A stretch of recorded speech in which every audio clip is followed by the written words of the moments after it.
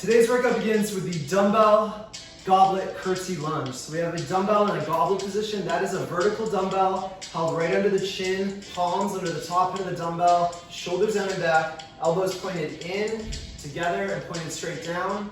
Those elbows are supporting that weight, so you want to have them in. We have our feet basically together, hip width apart. And to initiate this movement, we're going to take a step with one of the legs back and across behind the standing leg. Bring the knee down to the ground and then drive back up to standing with the feet back together. Other side, we're alternating today. Step back and across, bring that knee down. Keeping our core tight, keeping our torso as tall as possible.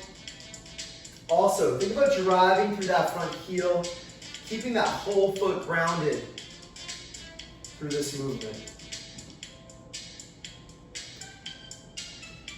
Our second movement today is a double dumbbell Russian swing. So we're swinging the dumbbells just up, two dumbbells, we're swinging them just up to eye height or chest height.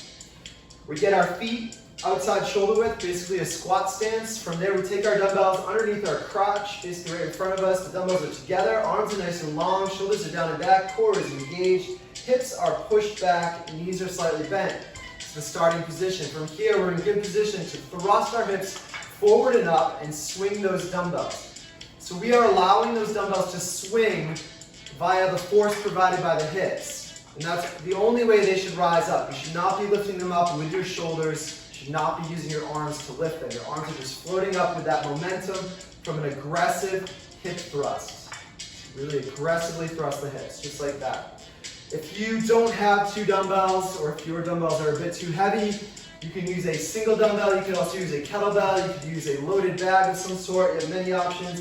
Just keep two hands on that object. If it's a dumbbell like this, you can interlace your fingers around the handle. Same action. We're just getting it up to chest / eye height. Think about putting your arms to sleep, letting those arms just be docile. Our next movement today, third movement, we have a burpee. For the burpee, feet are hip width apart. We're going to push our hips back and bend our knees, touch our hands to the ground. From there, we put our weight in our hands. We hop our feet back to a plank. We lower down, elbows in, shoulders down and back. Chest is on the ground. From there, we're back up to the plank. You can warm up. And from there, we jump our feet forward, wide and forward, feet to the hands, and hop up and touch our hands overhead. In real time, it looks like this, nice and fluid. Just hopping those feet back and getting to the ground as quick as possible. Hopping the feet far forward as well speeds that up. If you need to be quiet today, you can go down, you can step back, and you can step forward, and you can just go up on your toes, touch your hands overhead if you need to. Our fourth movement today, if you have a pull-up bar, we're going to be doing a hanging knee raise. So you can get this palms facing grip if you like, or you can do an overhand grip on the bar. An overhand grip, there we go. Either way, we're going to get a nice straight arm position, hanging fully, feet off the ground. From there, we put our knees up to our chest, curl those knees up. We want the hips tucking up towards the chest. From there, we go back down slow. If you have the ability to lengthen your legs all the way out, you don't have a floor blocking you, do that. Otherwise, keep your knees bent the whole time, as she's doing here. If you don't have a bar, we have a substitute. It's the same exact version, but lying on your back. So we're lying on our back, we have our arms extended out as if we were hanging onto a bar.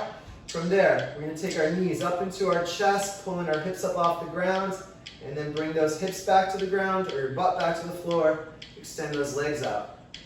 Again, you're curling those hips up off the ground, the butt, then the butt comes back down, and then the legs extend. You notice she is not putting her heels down, she's keeping those legs extended out above the floor, hovering above the floor. Do that if you can. If you need to put your legs down in between each rep, you can do that.